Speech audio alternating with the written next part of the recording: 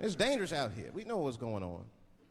I travel now, you know. I used to think D.C. had the roughest ghettos in the country. Nah, nigga, I have seen some shit now. Oh, there's some rough areas outside of D.C. Yeah, everybody should go to the ghetto. I was taken to the ghetto one time. That's the worst. When you get taken and you're not expecting to go. You know, usually you want to know when you're going to the ghetto, like, I'm going to see some wild shit. I got to prepare myself. I'm going to see something crazy. When you're taken, it's different. I had a limousine driver.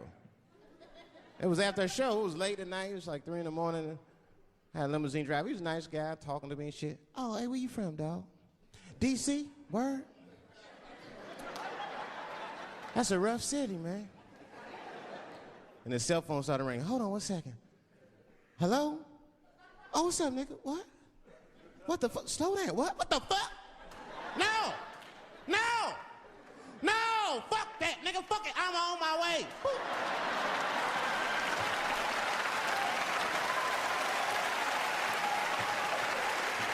Hey. I gotta make a stop real quick. At 3 o'clock in the morning. I didn't know he was taking me to the ghetto at first. I started looking out the window. I was like, what the fuck? Is gun store, liquor store, gun store? Where the fuck are you taking me? This don't look good. He didn't say shit. He just pulled up in front of an old rickety building that looked like a project. Now, I'd never been there before. I'm not sure if it was a project, but it certainly had all the familiar symptoms of a project. A fucking crackhead ran this way.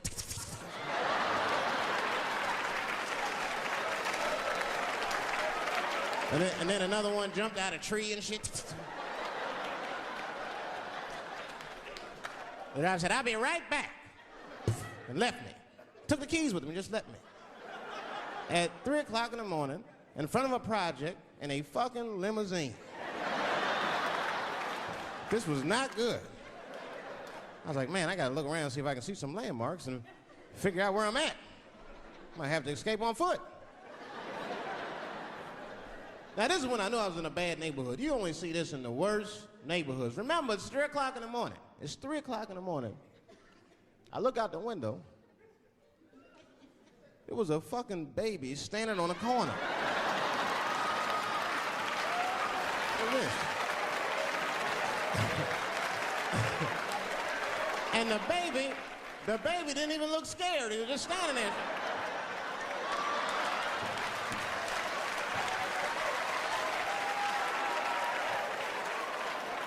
I mean, it made me sad. It made me sad, really. You know what I mean? Because I wanted to help the baby.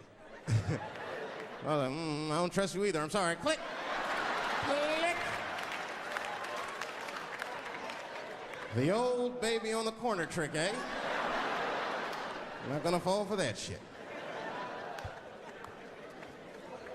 Where's this limousine driver? You know, I start feeling bad. As time goes by, I start feeling worse. Like, man, what is wrong with me? What the hell's wrong? I'm scared of a baby. And this baby could be in trouble. He might need my help. I gotta do something. But I wasn't gonna get out the car. I'm serious, man. I just cracked the window a little bit. There's an old limousine. I could roll it down.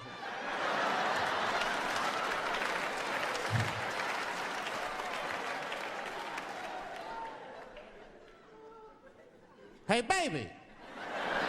Baby, go home, man. It's 3 o'clock in the morning. What the fuck are you doing up? The baby said, I'm selling weed, nigga. I said, oh, shit.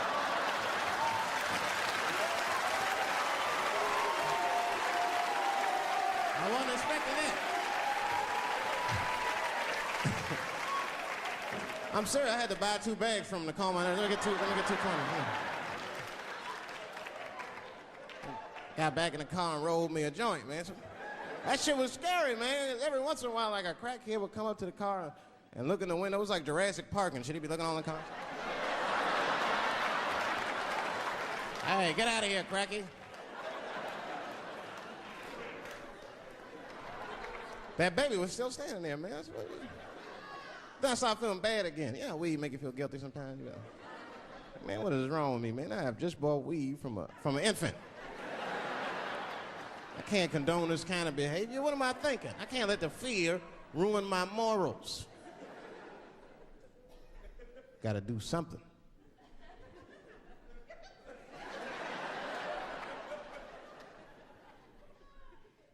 Hey, baby. Stop selling weed, all right? You got your whole life ahead of you. He said, fuck you, nigga, I got kids to feed. I said, God damn.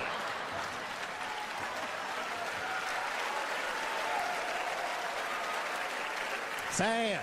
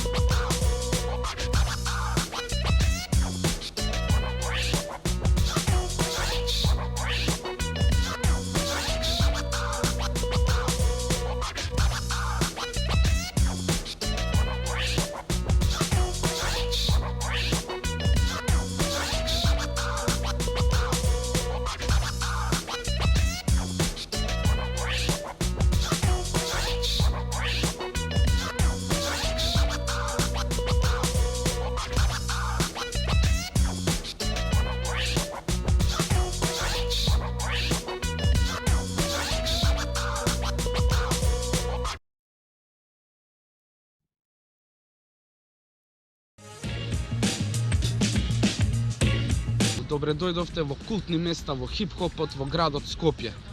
Како за почеток го имаме градскиот парк, односно школка, познато место за сите рапери, андерграунд, артисти и слушатели нормално тука во ова место, поготово ние раперите каде што нашите фристайлови ги пукавме тука, договаравме за создавање на група, наслови на темите на песните, имињата на групите, меѓутоа најбитна беше дружбата и тоа што хип-хопот си најде свое прибежиште далеку од оние селјачки кругови.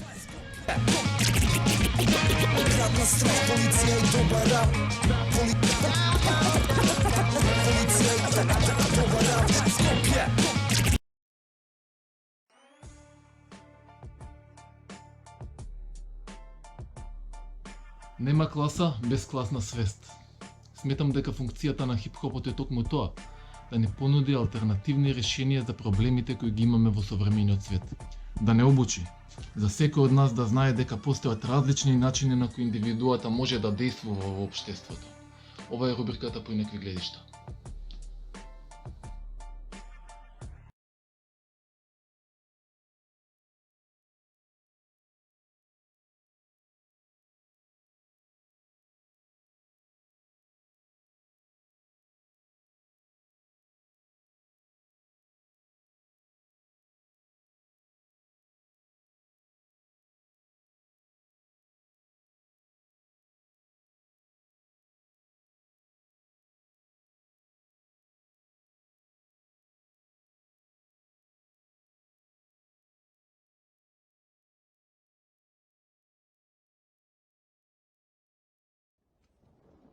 You felt it your entire life.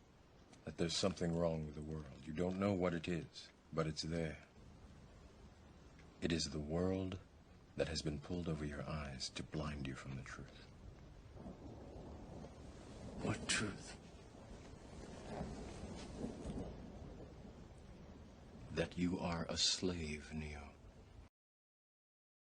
I was born in a dump. My mama died and my daddy, he got drunk. They left me here to die grow in the middle of Tobacco Road. I grew up in a rusty shack. All I owned was hanging on my back. And Lord knows how I learned this place called Tobacco Road. Tobacco Road, you're dirty and you're filthy. Tobacco Road, gonna get me some dynamite and a crane. I'm gonna blow it up. Lord knows I'm gonna start all over again.